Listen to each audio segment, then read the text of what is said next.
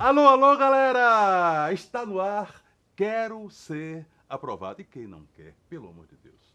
Aqui no ibaia.com você tem todas as dicas sobre o conhecimento que vai levar você ao Enem e do Enem à universidade, que vai levar você ao concurso público e do concurso público ao emprego, não é bom? Com certeza. E hoje a nossa conversa vai ser sobre história e literatura, uma conversa interdisciplinar. Era Vargas e modernismo brasileiro na sua segunda fase. Vamos lá. Alô Bahia, alô Brasil, alô mundo! Estamos mais uma vez aqui transmitindo o conhecimento necessário para que você fique plugado, plugada na sua contemporaneidade. Joia? Olhe bem, se for Enem, e Enem já é agora, em dia 3, você vai receber um suculento prato de cultura. Mas eu quero começar este programa, já que eu estou com esta camisa, esta blusa, do Ipiranga, time de Santa Dulce dos Pobres, de Jorge Amado e também de Jorge Portugal. Começa assim, ó. Meu amarelo e preto, meu time do peito, meu velho Ipiranga. E a nossa conversa será com o professor César de História. Jorge, muito obrigado mais uma vez pela grande oportunidade. Estamos aqui dando algumas dicas importantíssimas para o Enem. É sempre um prazer, querido. O nosso tema de hoje vai ser Era Vargas e a literatura. A literatura, mas precisamente a segunda geração modernista. Você aceita que a aula seja em forma de conversa? Com certeza. Vamos bater esse papo. É que as pessoas esquecem que um dia eu fui professor de literatura Vamos bater e esse posso, de vez em quando, dar uma piruada, Não, entendeu? pois. Ilustrando a sua fala. Mas, César, eu queria que você começasse organizando a cabeça da galera, nos dizendo quais foram as fases importantes da Era Vargas. Vargas ele pega de 30 a 45, dividido em 3 períodos. Governo provisório, o governo constitucional, que vai de 34 a 37, e o maior dele, que vai de 37 a 45, é o Estado Novo. Vargas vai voltar de 51 a 54, eleito, Jorge, pela primeira vez pelo voto popular. Pelo voto popular. A literatura brasileira, o modernismo, vai de 30 a 45. E é nesta fase que pontificam nomes como Raquel de Queiroz, José Américo de Almeida, Vinícius de Moraes, Carlos Drummond de Andrade, Graciliano Ramos e Jorge Amado. Com certeza. Getúlio Vargas vai surgir no contexto da crise de 29, que foi uma crise de superprodução, primeira crise do sistema capitalista, que atinge o Brasil no ciclo do café. Em 1906, o Brasil tinha o chamado Convênio de Taubaté. Estocou muito café. E o principal comprador do café brasileiro é os Estados Unidos. Na época, o presidente era Washington Luiz, que tinha que fazer a opção para ser o próximo presidente, Antônio Carlos Ribeiro de Andrade, governador de Minas Gerais. Só que ele opta por Júlio Prestes, governador de São Paulo. Rompe-se as oligarquias. E aí você vai ver que Getúlio Vargas surge nesse contexto. Apoiado por 5 setores. O Rio Grande do Sul, de onde ele é originário.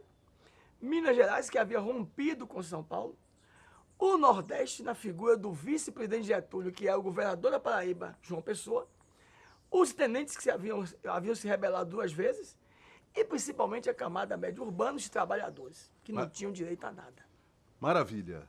Já a geração modernista, a segunda geração modernista, surge justamente nesse contexto, no pós-crise de 29. Deixa eu explicar. A primeira geração, formada por Mário de Andrade, Oswaldo de Andrade, Manuel Bandeira, os que fizeram a Semana de Arte Moderna, entendeu? Representaram o quê? A euforia, o rompimento, a ruptura com o passado literário. Então foi a chamada fase da poesia, do poema telégrafo, do poema piada e por aí vai. Quando vem a crise de 29, é como se você tivesse saído do carnaval e caído numa quarta-feira de cinzas. E na quarta-feira de cinzas, a gente vai para a reflexão.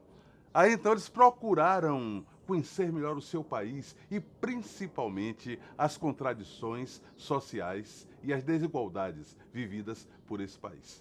Eu poderia pensar os grandes nomes deste momento nas duas figuras de Graciliano Ramos, Jorge Amado na prosa e Carlos Drummond de Andrade na poesia. Pode ir.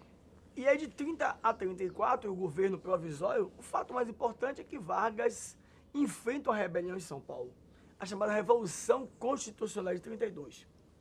Vargas convoca eleições em 33 e em 34 ele se torna o pai dos trabalhadores. Vargas, 3 nomes, 3 palavras são importantes sobre Vargas. Populismo, que manipula as massas, dá medidas.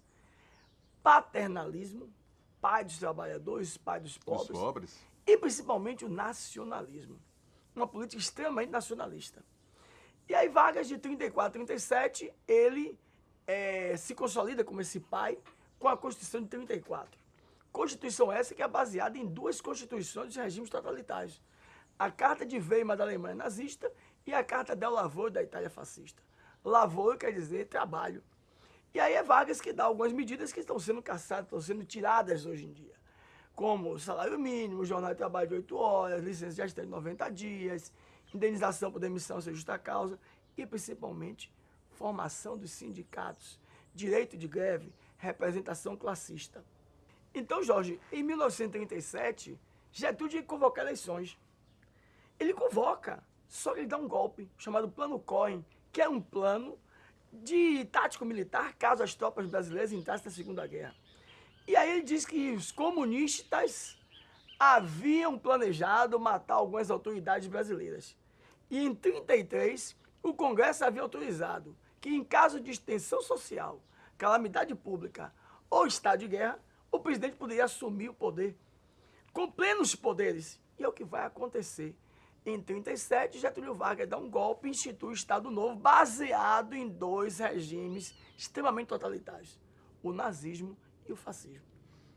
Beleza, olha só, em 1935 aconteceu uma tentativa de insurreição liderada pelo Partido Comunista, que até hoje a direita chama de intentona comunista. Então o poder dos comunistas era muito grande no Brasil, gente, principalmente o poder de formar quadros intelectuais e militantes. Dentro desse grande poder e desse grande movimento, eu vou destacar Jorge Amado, comunista desde cedo, entendeu? Que começou a trabalhar a sua literatura no sentido de popularizar as classes sociais abandonadas, não é, pelo interesse literário. Então é a primeira vez, praticamente, na modernidade, que os negros aparecem, que as mulheres aparecem, entendeu? Que todos aqueles, os meninos de rua, os pivetes, naquele tempo chamados capitães de areia, e ele vai trazer todo esse mundo para a sua literatura. Claro, não é? Se vendo nessa literatura, pela primeira vez, a popularidade de Jorge Amado cresce e cresce exponencialmente. E ele passa a ser o mais popular escritor do Brasil no mundo, até aparecer Paulo Coelho. Mas ele ainda, entendeu? É um escritor respeitadíssimo. Então é sempre bom se lembrar-se que Jorge Amado e Graciliano Ramos eram escritores pertencentes ao Partido Comunista, ou pelo menos Graciliano, satélite do Partido Comunista. E tinha uma literatura engajada, uma literatura social, uma literatura de denúncia das contradições e desigualdades do Brasil. Tudo isso no coração desse governo Vargas. E aí Vargas vem a terceira fase, de 37 a 45, que é o chamado Estado Novo. Primeira coisa que Vargas faz, ele não pega o jurista dele, Francisco Campos, e manda fazer uma nova Constituição. Conhecido como, você lembra? A polaca. Não, a Constituição. A Constituição. Francisco Campos. Não sei o nome. Chico Ciência. Chico Ciência. De onde Olha, Chico Science extraiu o nome para ele. Chico Ciência era aquela cabeça, entendeu? Que sabia de tudo. Aí Vargas pega ele e diz, faz a Constituição. E aí faz uma Constituição baseada na pior Constituição que existia na Europa. A Constituição polonesa, daí chamada de a polaca. E o que Vargas tinha dado em 34, tomou em 37. Principalmente, é importante a gente ressaltar, Jorge, que nessa época é o chamado Sindicato Pelego. A intervenção do Estado, né? O intervencionismo estatal. E aí, nesse período também, você vai ter que o Brasil vai entrar na Segunda Guerra Mundial, devido a uma troca feita com os Estados Unidos. A tendência do Brasil na Segunda Guerra Mundial era entrar ao lado da Alemanha. Porque você tem dois blocos na Segunda Guerra.